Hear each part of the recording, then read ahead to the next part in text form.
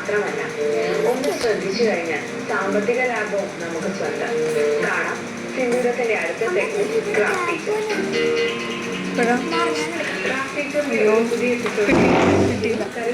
ലോകത്തേക്ക് എല്ലാ പരിചയവും. ക്രാഫ്റ്റിൽ തന്നെ ഏറ്റവും മനോഹരമായ ഒന്നാണ് പെയിന്റിങ്. പെയിന്റിങ്ങുകൾ തന്നെ വളരെ വ്യത്യസ്തമായ പെയിന്റിങ്ങുകൾ നമ്മൾ കണ്ടിട്ടുണ്ട്. അതിൽ തന്നെ വളരെ പുതുമയാർന്ന ഒന്നാണ് one stroke painting. One stroke painting എന്നുള്ള ഈ ക്രാഫ്റ്റ് നമുക്കായി പറഞ്ഞു തരുന്നു ശ്രീമതി നയന ഗിരീഷ്. പെയിന്റ് നമ്മുടെ എക്സ്പെരിമെന്റ് എന്ന് പറയുന്നത് one stroke paint. One stroke paint പറയാം.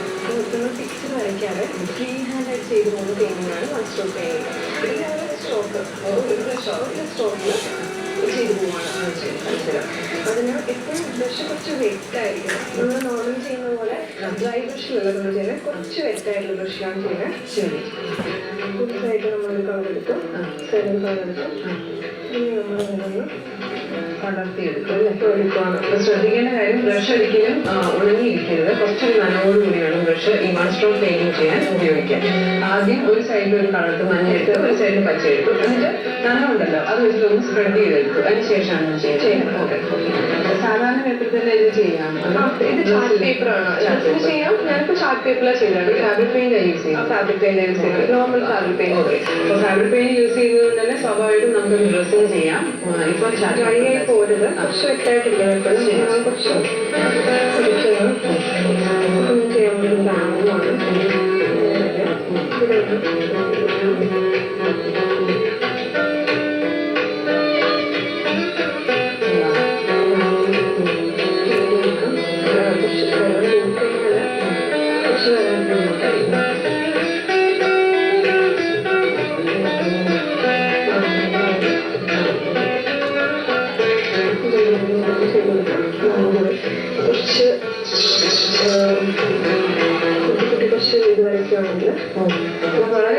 വളരെ എളുപ്പമാണ്, വളരെ രസമാണ് ചെയ്യാൻ.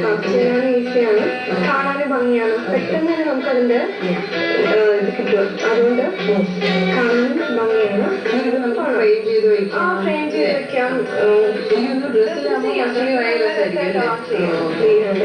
കളർ ഡ്രസ്സ് നമ്മള് ഗ്രീനും യെല്ലോയുമാണ് ചെയ്തിരിക്കുന്നത്. അപ്പൊ കറുത്ത നിറമുള്ള പ്ലെയിൻ കളർ കുർത്തയിലൊക്കെ നന്നായി ചെയ്ത് കഴിഞ്ഞാൽ വളരെ മനോഹരമായിരിക്കും. വളരെ എളുപ്പമാണ്. അതിന്റെ ഒറ്റ സ്ട്രോക്ക് അത് തന്നെയുള്ളൂ.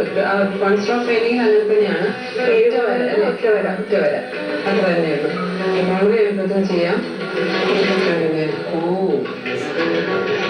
കണ്ടോ, ബാമ്പു മുളങ്കാടുകളാണ് വരച്ചിരിക്കുന്നത്. 3 എണ്ണം വരച്ചിട്ടുണ്ട്. ഒറ്റ സ്ട്രോക്കിൽ ഒന്ന് ആ ബ്രഷ് നനച്ചെടുക്കുക. 2 വശത്ത് 2 നിറമാക്കി, മഞ്ഞയും പച്ചയും. അത് കഴിഞ്ഞിട്ട് വെള്ളം അധികം ആവരുത്. ബ്രഷ് വെറ്റായിരിക്കണം. വെറ്റായ ബ്രഷേ നമുക്ക് ചെയ്യാൻ പറ്റുള്ളൂ. ഇത് ഒറ്റ വര ഒന്ന് പോസ് ചെയ്യുക, വീണ്ടും ഒന്നുകൂടി. അത് കഴിഞ്ഞ് ചെറിയൊരു ബ്രഷ് വെച്ചിട്ട് അതിന്റെ അതിന്റെ ഒരു മുളക് പൊട്ടുന്ന പോലത്തെ അല്ലെങ്കിൽ ചെറിയൊരു പക്ഷേ ഇതുപോലെ തന്നെ നമുക്കൊരു പൂ കൊണ്ടുപോവുകയാണ്. പക്ഷെ എടുക്കാം. പക്ഷെ പെയിന്റ് ചോട്ടി കൊടുക്കുന്നു. മഞ്ഞ മിക്സ് ചെയ്യും.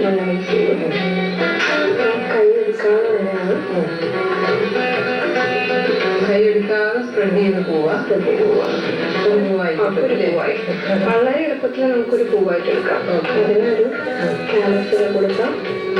വളരെ സ്മൂത്ത് ആയിട്ട് അതിങ്ങനെ സ്പ്രെഡ് ചെയ്ത് പടരും. അതോടുകൂടി പൂവ് റെഡി. ഇനി അതിന് കുറച്ച് വലിയ ബ്രഷ് എടുക്കാം. അതിൻ്റെ ലീവ്സും ചെയ്യാം. ലീവ്സും ഇതേ പുറമെ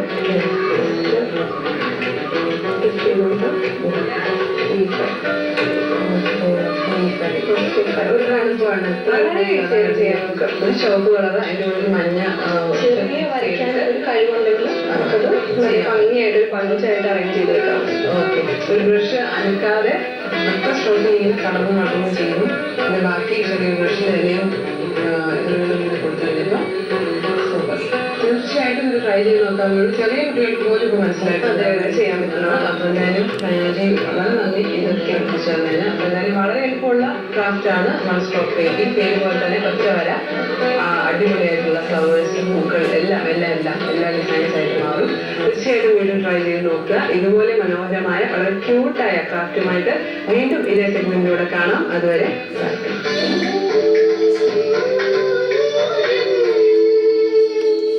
നമ്മുടെ ലോകം എത്തിപ്പെടുന്നത് ഒരു പരിധിവരെ നാം തന്നെയാണ്.